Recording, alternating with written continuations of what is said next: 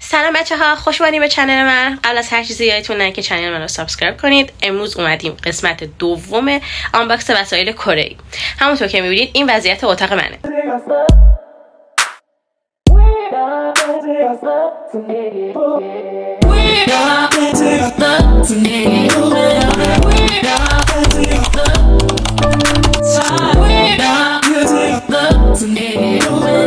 خب بریم ببینیم که دیگه چیا موجود شد.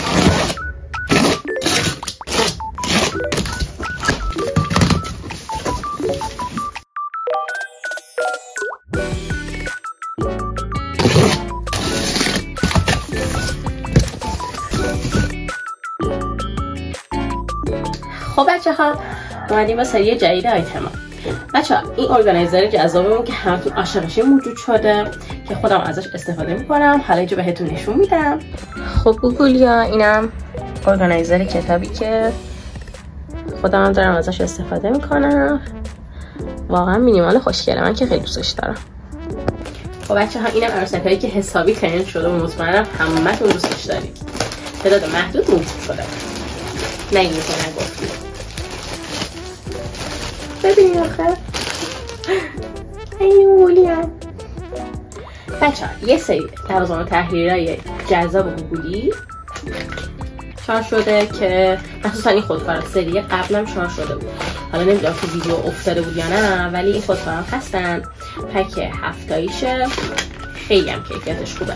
حالا من این صورتیش رو براتون باز میکنم. ببینید بچه ها خیلی قشنگه.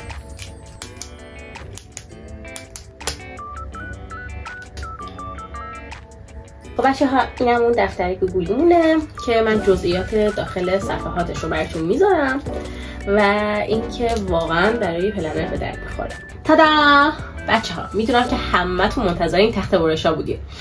فکر نمی کنم ازش اضافه موجود باشه همچنان، چون که در کسی از ثانیه همشون به صورت پیشخرید ثبت سفارش شد. فکر نمی کنم حتی برای خودم هم باقی مونده باشه، ولی میتونید به صورت پیشخرید ثبت سفارش کنین. اگرم احیانا ازش اضافه مونده باشه میتونید از چنل پیجم و یا اینکه استوری رو دنبال کنید و ببینید. خب بچه‌ها یه آیتمی این سری سفارش دادم که خیلی خودم دوستش داشتم و به نظرم چیز بامزه‌ای بود. این قارچ‌های کوچولوان. بچه اینا من خودم برای داخل گلدون ازش استفاده میکنم به عنوان تزیین. واقعا چیز بامزه‌ای میشه. پیشنهاد میکنم که حتما این گوگلی‌ها رو بگیرید. خب آیتم بعدی این آیتمیه که برای درست کردن کیک و این چیزا میتونید ازش استفاده کنید. کیتیه بچه ها. خودم که خیلی دوستش دارم. ببینید طرحشو چقدر بامزه است. اینم تعداد محدود موجوده. خب بچه ها آیتم بعدی این شلف رومیزی پرطرفداره که واقعا کاربردی و اصلا میزتون واقعا مرتب میشه. من که خودم خیلی شلختم و واقعا به این چیزا نیاز دارم. آنباکسش رو تو پیج خودم هم گذاشتم و توی پیج شاپ هم هست. برای سفارشش هم میتونید دایرکت بدین. بریم سراغ آیتم آخر. بچه ها این آیتم هم یعنی شما به یک ثانیه نمیذارین واقعا. در حدی که همیشه شاکی که چرا این موجود نیست، در حالی که من شارژ میکنم و سریع تموم میشه.